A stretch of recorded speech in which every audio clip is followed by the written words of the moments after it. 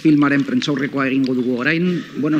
Good morning. We're going to hold the press conference of the film 21 Nights with Pattie that we've just seen in the official section. And we have with us the directors and scriptwriters Jean-Marie and Arnaud Larieux, actors and actresses Isabelle Carré, Karen Villard, and Sergi Lopez, and Neil Laurent, and also the producer.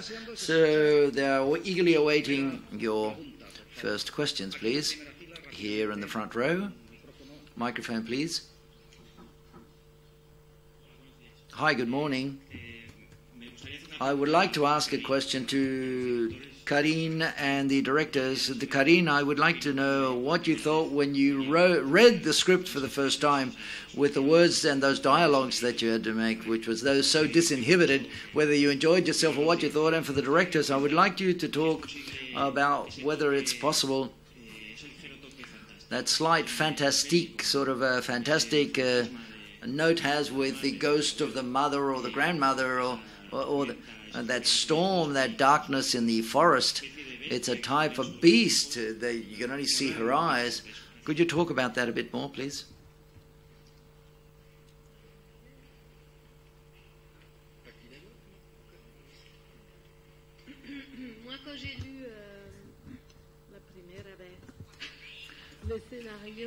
When I read the script for the first time, I was in bed in the evening and very relaxed. And the truth is, sometimes I blush because I had to say what I had to say, but at the same time, I really felt like playing the role. So therefore, I said, I'm going to have to undertake this, and I'll have to do it in a very natural way, as if I was talking about that or any other thing.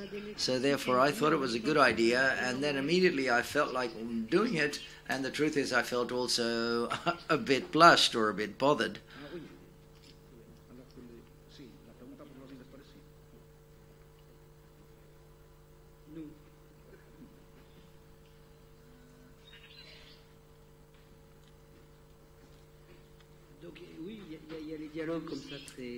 Yes, and there are dialogues which are very sexual, and that Pattie has to say they're inspired upon a character, a real character, a friend that we met one night, and she started to tell us these types of stories.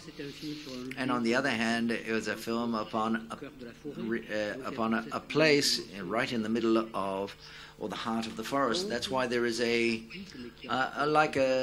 almost a fantastic story line, but it's also linked to childhood. Caroline, as the film progresses, we see as she experiences a sort of a regression as she returns back to her childhood. So that fantastic side of things is linked to all of that, but it isn't that fantastic, that idea, because in this region there are forests, and it's quite easy to walk through on a stormy night and to find yourself with animals without knowing what those animals are, and to be very afraid at the same time.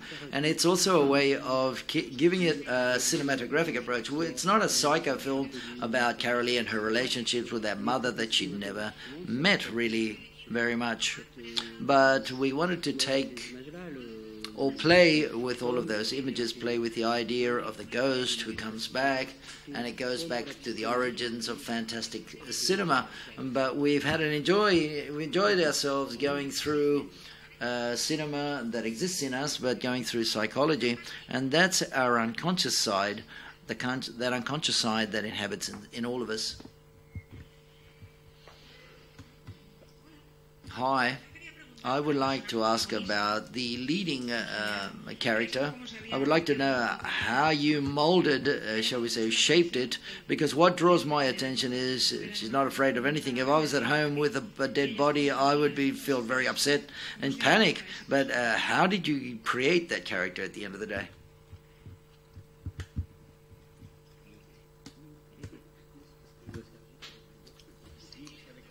Sergi was raising his hands. No, simply he was just saying hello to friends.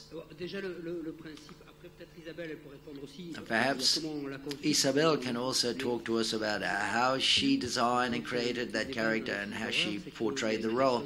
One of the faces in horror films is there's a person that should feel terrified, but she's not afraid. the audience probably decides who feels afraid for the character who's in that situation, that horror situation or terrifying situation. But strangely, the film makes you afraid because beforehand, I don't know how to say this. We didn't want to demonstrate a Parisian who's afraid of everything in the forest. No, she's just a girl who's used to living in an isolated house, and the dead body, she doesn't know that it's going to disappear. It's just simply that she's with a mother that she didn't know too well. So yes, there is a scene in which I get closed in the sauna, and I spend the night in the sauna because I'm too afraid. I don't want to stay at home and the house. And when I walk into the forest, I'm shaking.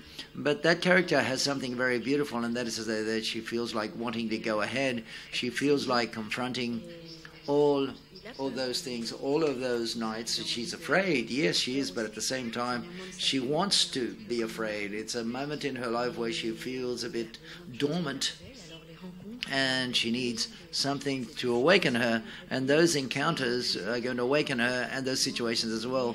And all of that is at the end of the night, at a given moment, she lives once again. She feels emotions and feels pleasure again.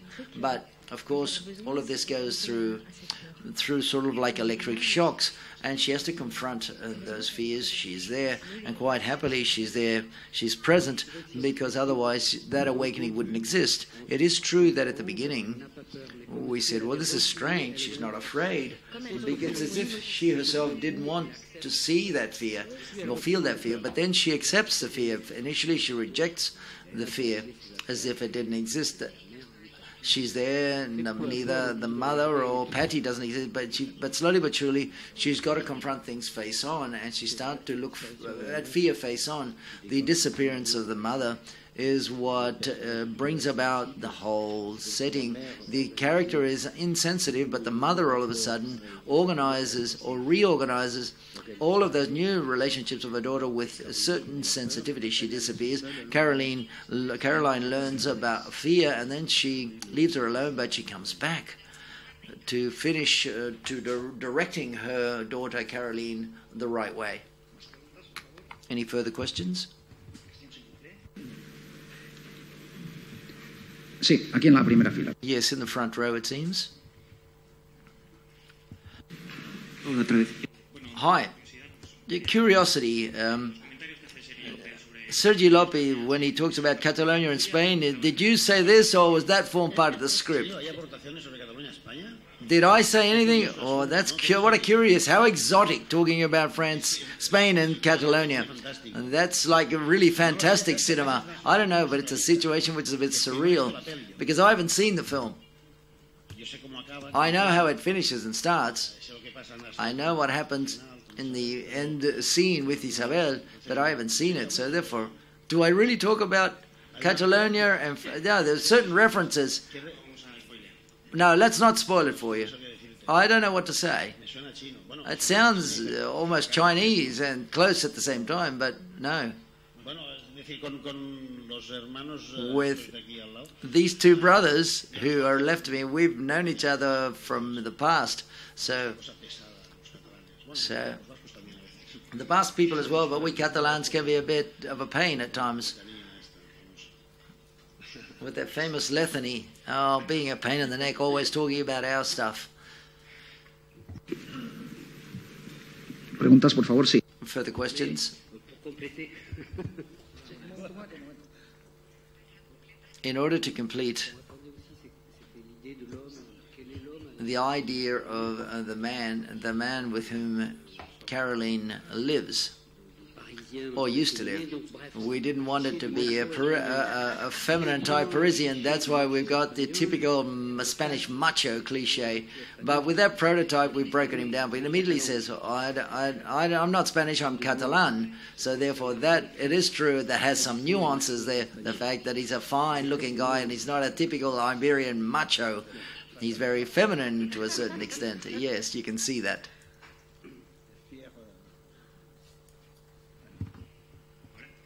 Yes. First of all, congratulations. we loved Caroline's journey. Congratulations, it's marvelous. We thought it was a jewel, really. The question for the directors, with so many symbolic elements in the editing, a lot of material was left out, was it? Because the tempo is very difficult in this film. How did you solve it in the editing room and that last stage of production? How did you do that? Sergi, how does it feel to have the most beautiful women in French cinema?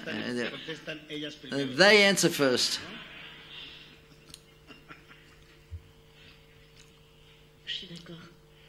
I agree. I agree as well. Well, okay, for the editing, our editor, Annette Dibietre, is here, and she could probably answer. But she's got a broken leg, so... And it wasn't us, by the way.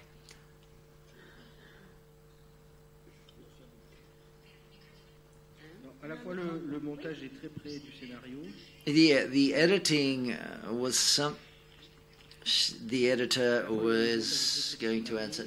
No, the editing is very close to the script. What we do with Annette is she sets up the edit. She starts to edit while we shoot the film. When we finish the shooting of the film, she proposes a first edit, which is very faithful to the script, but with surprises.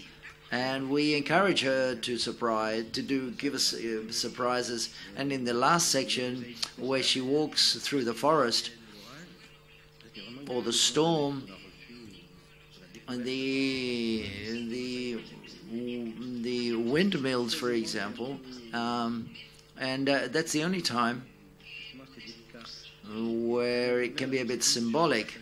Annette also had a few doubts in her mind, because we said, okay, well, we saw it for the first time, we thought it was quite good, so therefore we didn't continue to do anything about it, so therefore let's put it in the film. When it's symbolic, we shouldn't, not too many questions are asked. We've reworked it, but we maintained it in any case, and that was one of the surprises in the editing room in that scene. And they are sequence scenes which are very well prepared and very elaborate, but as we know each other very well and we've worked a lot together, these are sequence scenes that are guilty. They can be cut, but cut that are also guilty, because a scene that can be cut and it's also guilty, playing with the words. I'm not too sure whether you understand. And it can be cut and also guilty. It's a pun on words in French. And so they shoot these sequence scenes, and we talk about this during the shoot. We talk on a daily basis of what has been shot on that day, and are we adjusting if there's something missing. But very rarely does this occur, that anything's missing.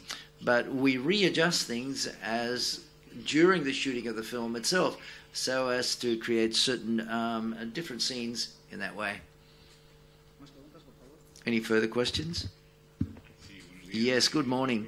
First of all, congratulations for the film. I think it's really well done, and congratulations to all. It's an exceptional film. Karim Bian is in a state of grace. Is there any difference in the work between French directors who have a long career with you and Spanish directors, or Catalan or Basque directors? Is there any difference in working with French directors or vis-a-vis Spanish or Basque or Catalan directors for Sergi Lopez? No, the difference is the language. That's it. The French have a trend to speak in French, and the others don't. No, but as regards to the way we work, it's very similar. They write a script, you shoot, they say action, they cut, and that's it. And then what changes, obviously, is something which is much more intangible, which is very necessary, is the universe, the color, the talent, all the imaginary side of things. At the end of the day, beyond nationalities, what's a privilege that happens to me is to find people who like this, who are, I've got stories to tell that are not that only belong to them and are similar to them from where they come from. At the back there. Hi, good afternoon. Congratulations for the film.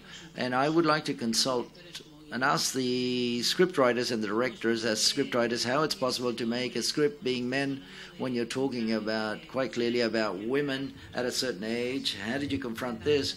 You were talking about before Pattie's character is inspired upon the conversations with a friend of yours, a lady friend of yours. Were this your experiences of your friends of yours or your wives or whatever? Or how did you confront this in order to portray it so well? The starting point are Pattie's stories, the stories she tells.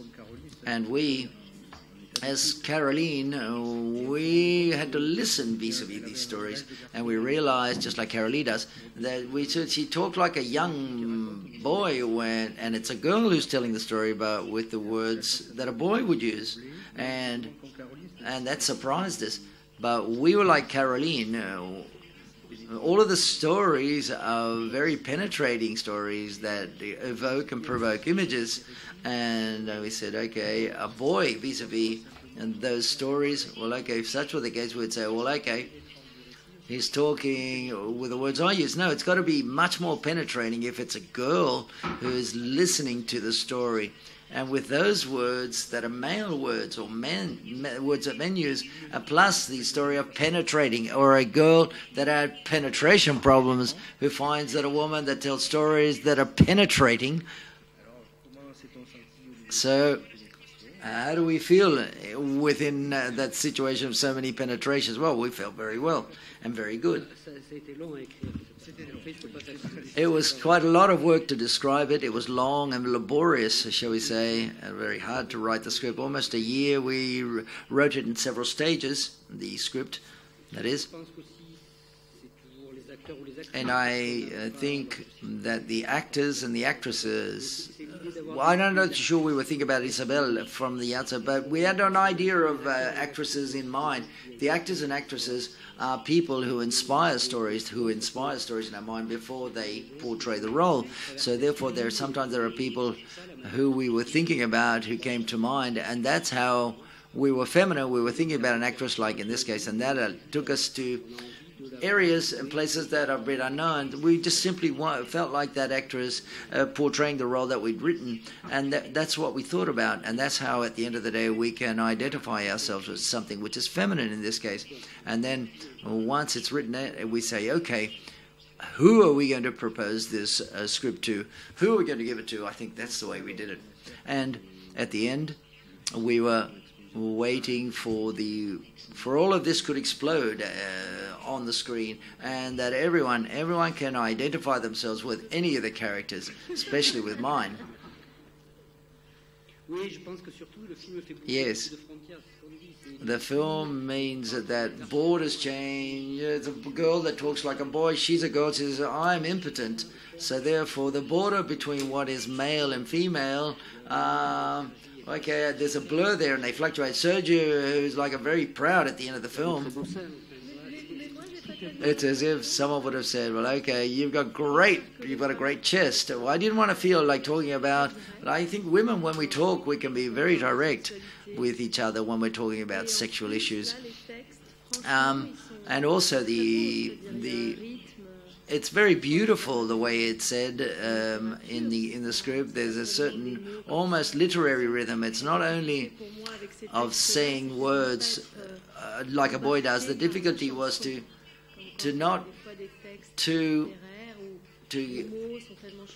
with a tone like a literary text, where the words are so beautiful, so perfectly chosen, that at the end one has the feeling of singing a song. And so therefore quite constantly I had to be very careful and realize that I had to tell the story as it was and the dialogue, but it had to be alive, that could be listened and understood the words correctly, and that were magnificent. But I don't think that it is a boy or a man's way of talking. It's Pattie's way of talking. It's Pattie's character. And as regards to the cliches and the stereotypes and the use of the language of how women talk upon are not, this is not shown because you're not with women when women talk. I use that as a provocation. And with Pattie, we didn't want provocation. She doesn't talk to provoke, neither does Carolyn or nobody. It's only her way of telling her stories. In the film, perhaps the producer could talk about this, but from the point of view of financing, and there were reactions. There were people said, "But he talks like a man. He talks like a man." No, no. Perhaps the producer wants to say something, or is there any problem there?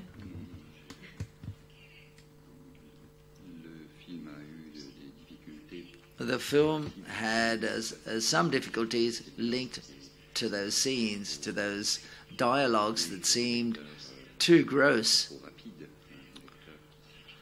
for people who have to carry out, who's going to read a lot of script. So therefore it was very easy to leave the script to one side thinking that perhaps it was too gross and that it could shock people. But once one sees the film, it doesn't shock us. We don't have that feeling that it's gross at the end of the day. First row, please.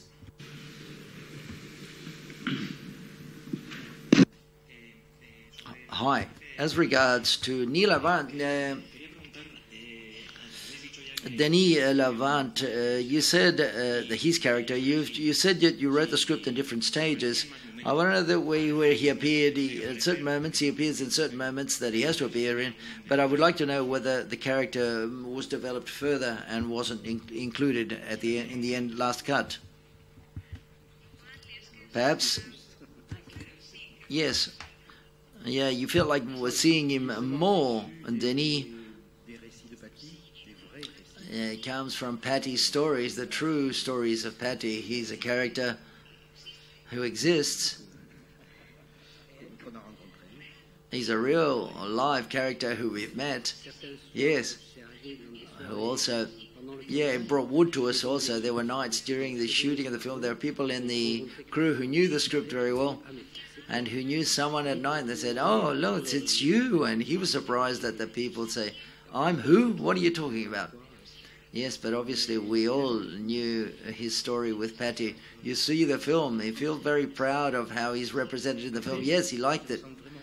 Yes, he looks very much like the true character. And it is true that that character seems to exist even more when you see it on the screen, because as Pattie's stories are there for the audience imagines the character that Pattie's talking about. You see them on the screen, but it acquires a greater importance when she tells her stories. If we simply compare this with her ephemeral presence on the screen, but it's a cinematographic. That is, we wanted to know whether we weren't too convinced if we took someone from real life or whether we took someone or an actor or actresses. But we thought that we had to use actors so that the 2 or 3 moments in which we see them, they remain, and it's almost mythical when he puts the trunks of logs into the back of the lorry, for example. Well, we need an actor to do this. So the conspiration with Denis has here, he's got that physical side to him, and it's helped. And we said, well, they're going to recognize that it's an actor, and this is something that has to be real, someone that really exists. So they were only going to see the actor, but we thought, no, that's not the case at a given moment. And this can be applied to all of the characters, and even Pattie.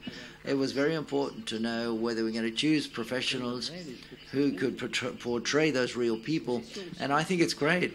And the actors and actresses, what they do precisely is they are inhabited by those real people, always through their portrayal and through the script. And I think that the incarnation is possible for actors if in universes like this that are realistic, but not completely, because there's a lot of fantasy in the Larieux brothers' films. The actors, to a certain extent, we portray contained by the directors in the script, but a lot of freedom is given to us when we express our fantasies and to propose different things.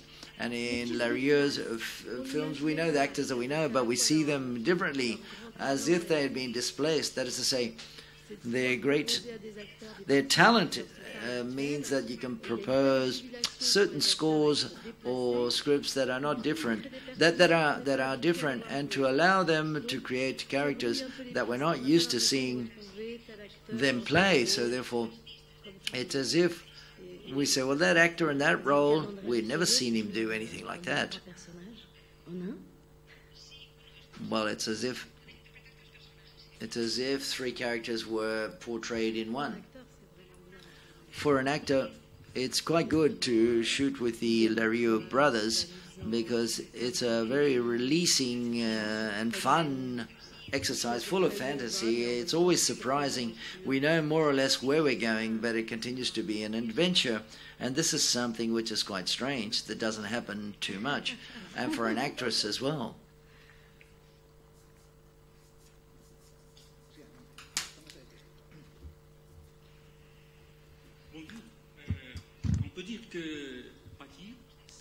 Could we say that Pattie is the reflection of the reality of the hidden writer, and that the ex-Pattie is a moral and verbal conception? Thank you.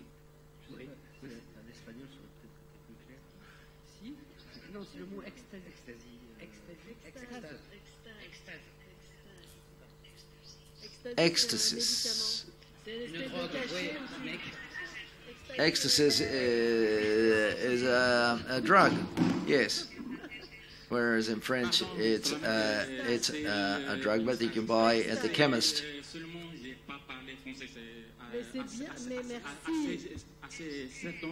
And the story is, I haven't spoken in French for 7 years, so I'm trying to make an effort. But the mixture between Spanish and French. Well, excuse my question for being, if you've not understood it, that is to say.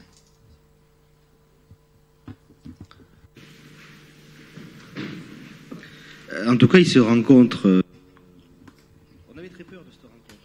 Well, we were afraid of, when we were writing the script, Pattie can meet with Jean. Well, this was a delicate moment in the script, and also in the shooting and also the editing of the film. And the truth is that at the end of the day, there's a moment at the end where we were surprised of seeing them connect so easily, especially when Jean reads that text and she listens for the first time, and then we've got this story in the cemetery. But the reading moment is very important, and that what happens there is what you say. That say the unconsciousness of both meet, and the both characters meet, and the ecstasy is right there, right in the middle. Any further questions? No more questions? Yes, in the front row, very quickly, please. The role, an important role as like for the man who finally in the forest has a sexual relationship with the leading lady. How did you decide it should fall on a person who doesn't appear during the film with the boy that you generate the expectations, or the policeman, or Denis Lavant? How do you decide to give that importance to a character with whom no one's had any relationship with throughout the entire film?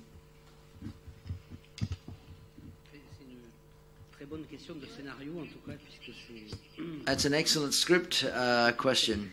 Well, of course, that's why it was so complicated to write the script or the screenplay. Well, okay, I think that in this film, above all, we've had to confront this. We wanted to show